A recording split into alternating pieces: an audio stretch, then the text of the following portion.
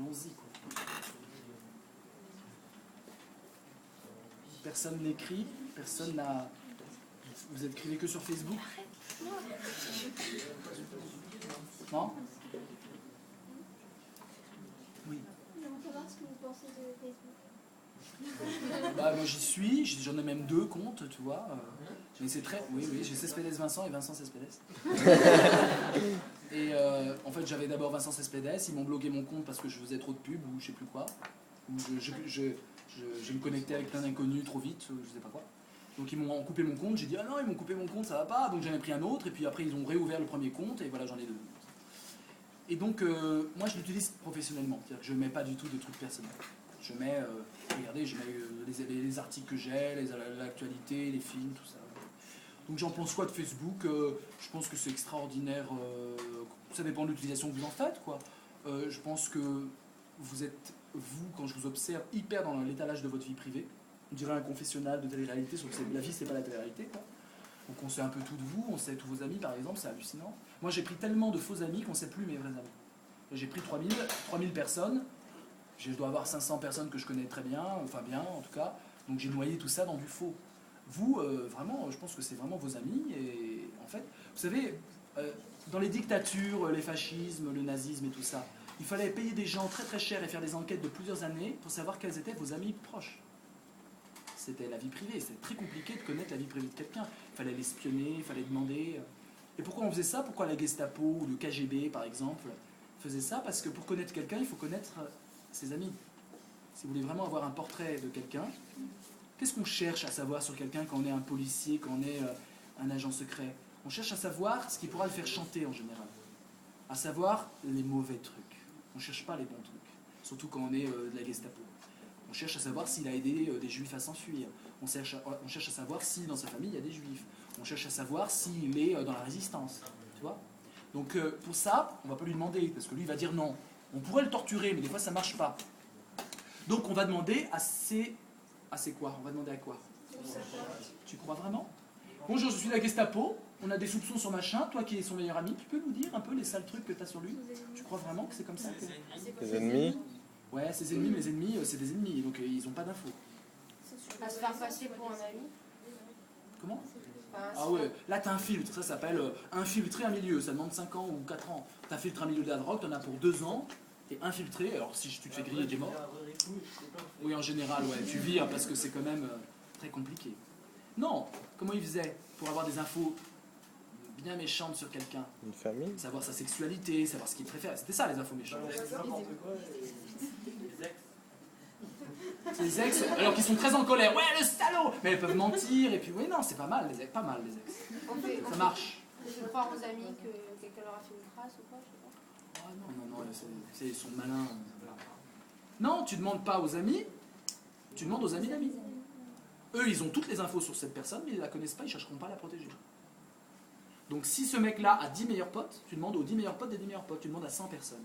Il faut questionner, cuisiner 100 personnes qui ont entendu vraiment parler de lui parce qu'il est proche, mais ils n'ont pas à le défendre. Et peut-être qu'ils sont peut-être jaloux en plus. Ils sont peut-être jaloux. Parce qu'ils ont un ami en commun et peut-être que...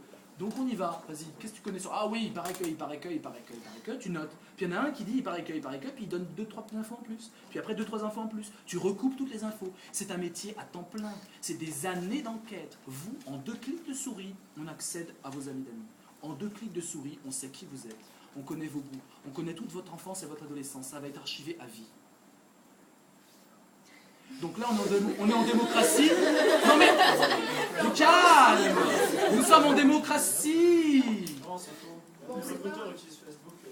Ouais, Claire, c'est faux. Ouais. Vos patrons vont direct aller voir votre page et vont tout gober. Et si vous bloquez, il demandera à un collègue de le faire. Donc effectivement, vous êtes grillé, c'est fini.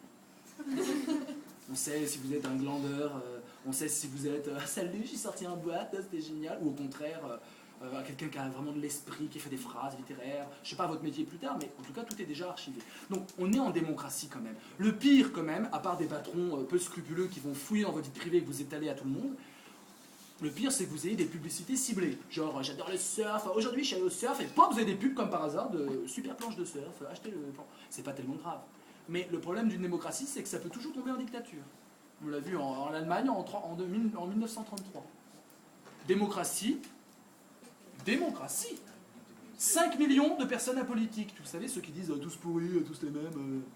5 millions qui votent pas, ouais, tous pourris. Tout d'un coup, il y a un hystérique. Ouais, star du rock à l'époque, c'est Hitler. Genre, nous sommes la race élue. Alors, le petit boutiquier, la petite nana, ouais, c'est vrai.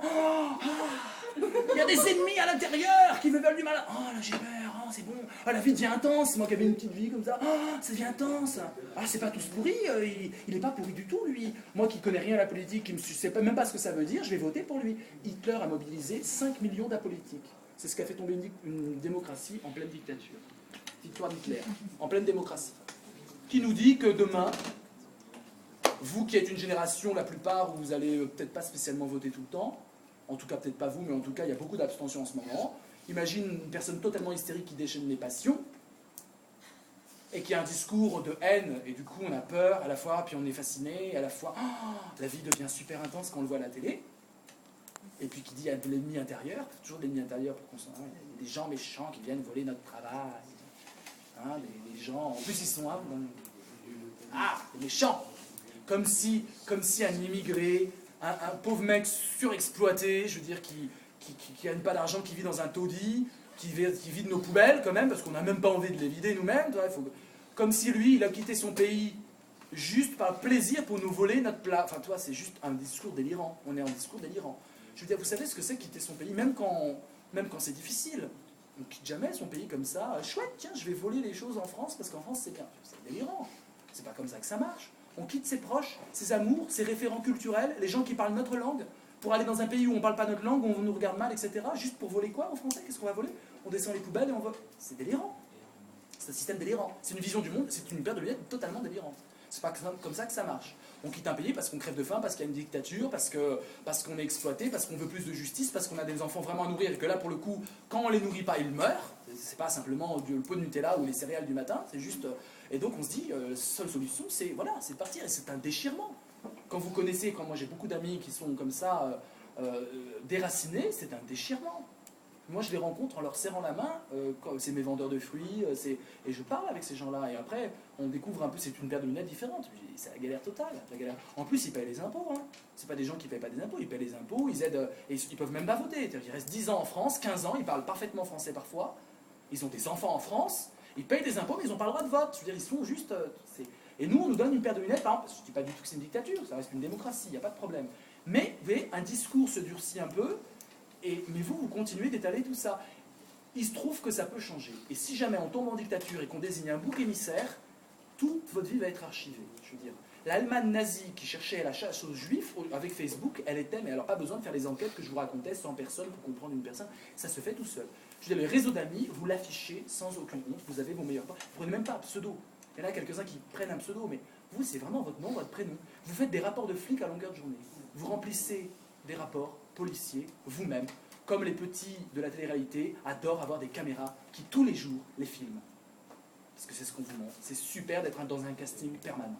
Ça s'arrête jamais. Même jusque dans les chiottes, il y a une caméra, même partout. Caméra. Et c'est génial. Et c'est comme ça qu'on réussit. C'est ça qu'en tout cas qu'on donne à manger à vos enfants. À vos enfants. À vos petits frères, à vos petites sœurs. On donne à manger l'idée qu'être filmé tout le temps, c'est génial. La télé-réalité, qu'est-ce qu'elle donne à manger comme valeur? Quelle est la paire de lunettes qu'elle donne? Une paire de lunettes, en fait. Toutes les émissions donnent une paire de lunettes. Vous pouvez voir. Il y a ça, l'idée de... On va s'exhiber, il faut s'exhiber pour réussir, il faut se montrer. Ça, je pense que vous l'avez déjà, cette idée-là. Comment? Il faut être comme ça. Oui, mais quoi? Comment? C'est quoi le comme ça? Qu'est-ce que la télé-réalité nous donne comme code de conduite à adopter? En tout cas, à vos petits gamins, je suis fou.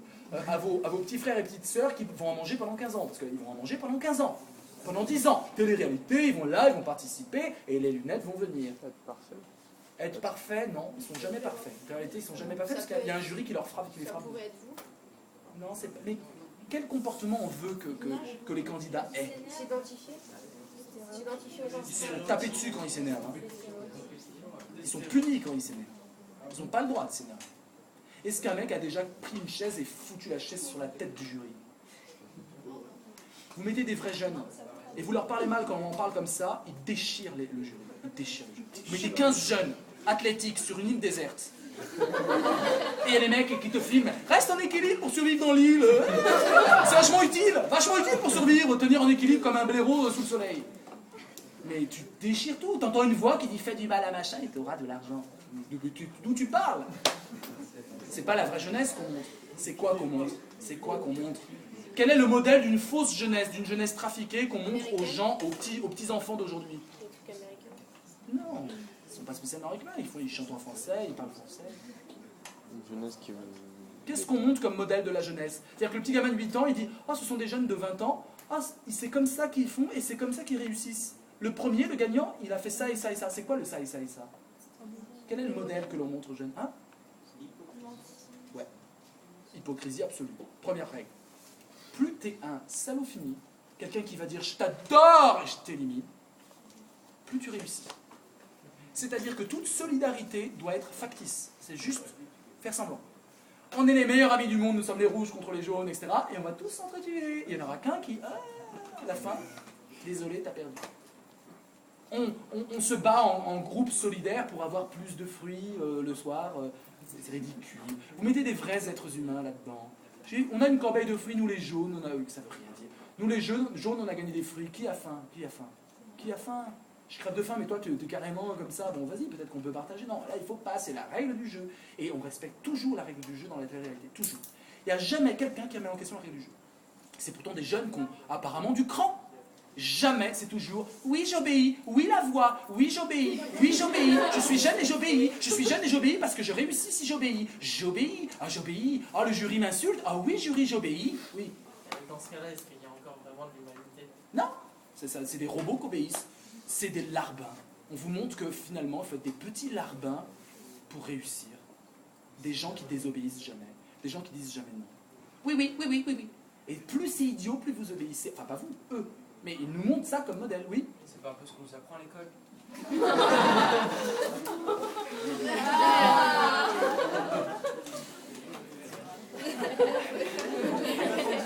Alors, écoute, à l'école, oui, il est l'heure là déjà.